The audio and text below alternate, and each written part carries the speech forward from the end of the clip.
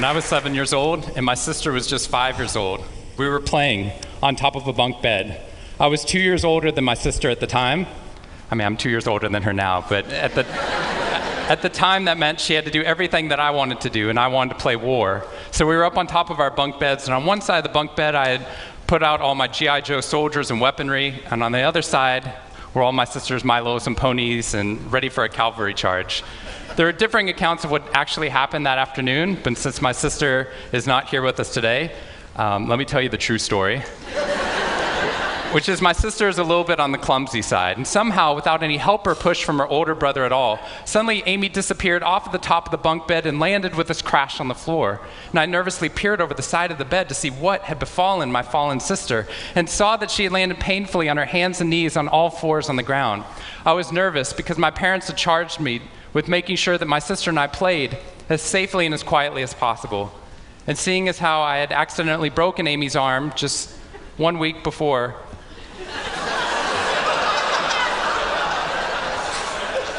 heroically pushing her out of the way of an oncoming imaginary sniper bullet,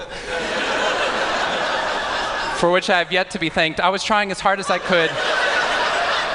She didn't even see it coming. I was trying as hard as I could to be on my best behavior, and I saw on my sister's face this wail of pain and suffering and surprise, threatening to erupt from her mouth and threatening to wake my parents from the long winter's nap for which they had settled.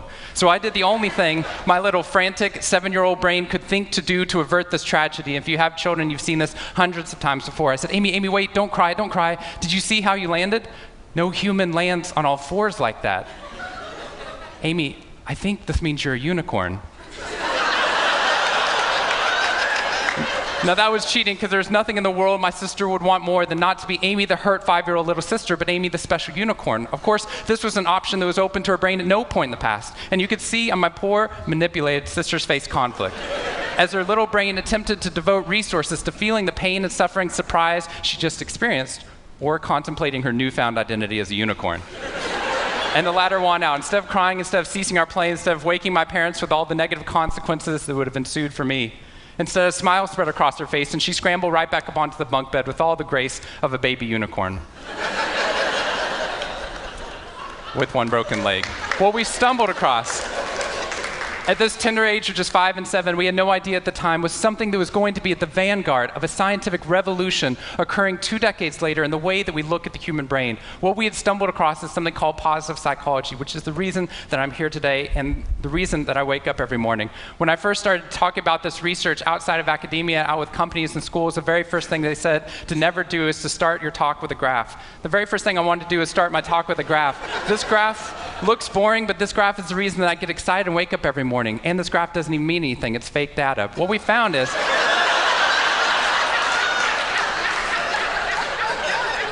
if I got this data back studying you here in the room, I would be thrilled, because there's very clearly a trend that's going on there, and that means that I can get published, which is all that really matters.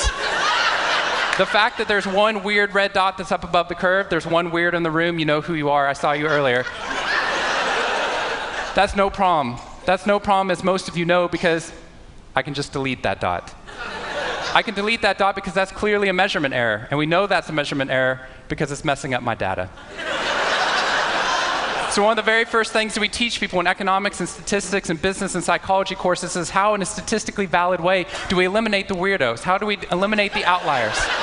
So that we can find the line of best fit, which is fantastic if I'm trying to find out how many Advil the average person should be taking, too. But if I'm interested in potential, if I'm interested in your potential, or for happiness, or productivity, or energy, or creativity, what we're doing is we're creating the cult of the average with science. If I ask a question like, how fast can a child learn how to read in a classroom? Scientists change the answer to, how fast does the average child learn how to read in that classroom? And then we tailor the class right towards the average. Now, if you fall below the average on this curve, then psychologists get thrilled, because that means you're either depressed, or you have a disorder, or hopefully both.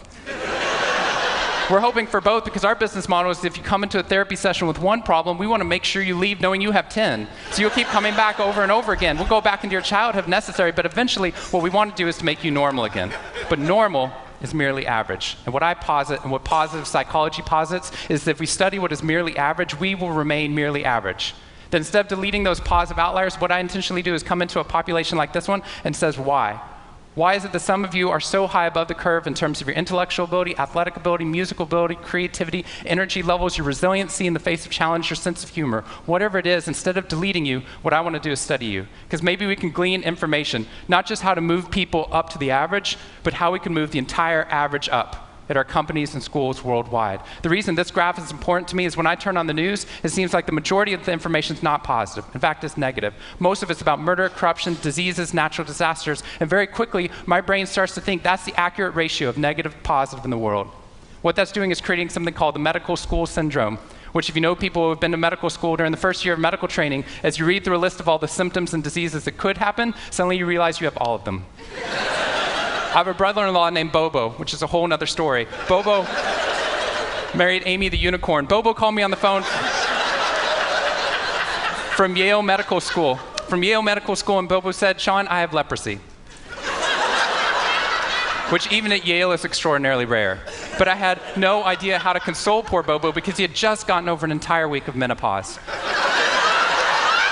See, what we're finding is not necessarily the reality that shapes us, but the lens through which your brain views the world that shapes your reality. And if we can change the lens, not only can we change your happiness, we can change every single educational and business outcome at the same time. When I applied to Harvard, I applied on a dare. I didn't expect to get in, and my family had no money for college. When I got a military scholarship 2 weeks later, they allowed me to go. Suddenly, something that wasn't even a possibility became a reality. When I went there, I assumed everyone else would see it as a privilege as well, that they'd be excited to be there. Even if you're in a classroom full of people smarter than you, you'd be happy just to be in that classroom, which is what I felt. But what I found there is while some people experienced that, when I graduated after my 4 years and then spent the next 8 years living in the dorms with the students, Harvard asked me to, wasn't that guy. But what happened, I was an officer of Harvard to counsel students through the difficult 4 years, and what I found in my research and my teaching is that these students, no matter how happy they were with their original success of getting into the school, 2 weeks later their brains were focused not on the privilege of being there, nor on their philosophy or their physics. Their brain was focused on the competition, the workload, the hassles, the stresses, the complaints. When I first went in there, I walked into the freshman dining hall, which is where my friends from Waco, Texas, which is where I grew up, I know some of you have heard of it. When they come to visit me, they look around, they say, "This freshman dining hall looks like something out of Hogwarts from the movie Harry Potter," which it does. This is Hogwarts from the movie Harry Potter, and that's Harvard. And when they see this, they say, "Shawn, why do you waste your time studying happiness at Harvard? Seriously, what does a Harvard student possibly have to be unhappy about?" Embedded within that question is the key to understanding the science of happiness. Because what that question assumes is that our external world is predictive of our happiness levels. When in reality, if I know everything about your external world, I can only predict 10% of your long-term happiness. 90% of your long-term happiness is predicted not by the external world, but by the way your brain processes the world. And if we change it, if we change our formula for happiness and success, what we can do is change the way that we can then affect reality. What we found is that only 25% of job successes are predicted by IQ. 75% of job successes are predicted by your optimism levels, your social support, and your ability to see stress as a challenge instead of as a threat. I talked to a boarding school up in New England, probably the most prestigious boarding school, and they said, "We already know that." So every year, instead of just teaching our students, we also have a wellness week, and we're so excited. Monday night, we have the world's leading expert coming in to speak about adolescent depression. Tuesday night is school violence and bullying. Wednesday night's eating disorders. Thursday night is illicit drug use. And Friday night, we're trying to decide between risky sex or happiness. I said, that's most people's Friday nights.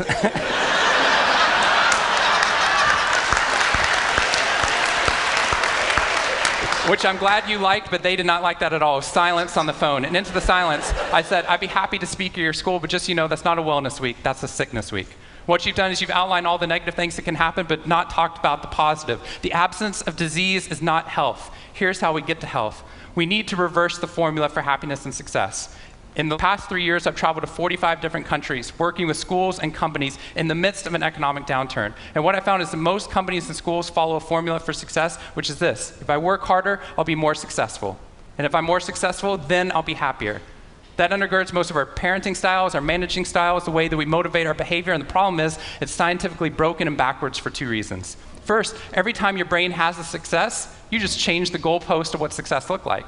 You got good grades, now you have to get better grades. You got into a good school, now you have to get a better school. You got a good job, now you have to get a better job. You hit your sales target, we're going to change your sales target. And if happiness is on the opposite side of success, your brain never gets there. What we've done is we've pushed happiness over the cognitive horizon as a society. And that's because we think we have to be successful, then we'll be happier. But the real problem is our brains work in the opposite order. If you can raise somebody's level of positivity in the present, then their brain experiences what we now call a happiness advantage, which is your brain at positive performs significantly better than it does at negative, neutral, or stressed. Your intelligence rises, your creativity rises, your energy levels rise. In fact, what we found is that every single business outcome improves. Your brain at positive is 31% more productive than your brain at negative, neutral, or stressed. You're 37% better at sales. Doctors are 19% faster, more accurate at coming up with the correct diagnosis when positive instead of negative, neutral, or stressed, which means we can reverse the formula. If we can find a way of becoming positive in the present, then our brains work even more successfully as we're able to work harder, faster, and more intelligently. What we need to be able to do is to reverse this formula so we can start to see what our brains are actually capable of. Because dopamine, which floods into your system when you're positive, has two functions. Not only does it make you happier, it turns on all the learning centers in your brain, allowing you to adapt to the world in a different way. We found that there are ways that you can train your brain to be able to become more positive. In just a 2-minute span of time, done for 21 days in a row, we can actually rewire your brain, allowing your brain to actually work more optimistically and more successfully. We've done these things in research now in every single company that I've worked with, getting them to write down 3 new things that they're grateful for 21 days in a row, 3 new things each day. And at the end of that, their brain starts to retain a pattern of scanning the world not for the negative, but for the positive first. Journaling about one positive experience you've had over the past 24 hours allows your brain to relive it. Exercise teaches your brain that your behavior matters. We find that meditation allows your brain to get over the cultural ADHD that we've been creating by trying to do multiple tasks at once, and allows our brains to focus on the task at hand. And finally, random acts of kindness or conscious acts of kindness. We get people, when they open up their inbox, to write one positive email praising or thanking somebody in their social support network. And by doing these activities, and by training your brain, just like we train our bodies, what we found is we can reverse the formula for happiness and success, and in doing so, not only create ripples of positivity, but create a real revolution. Thank you very much.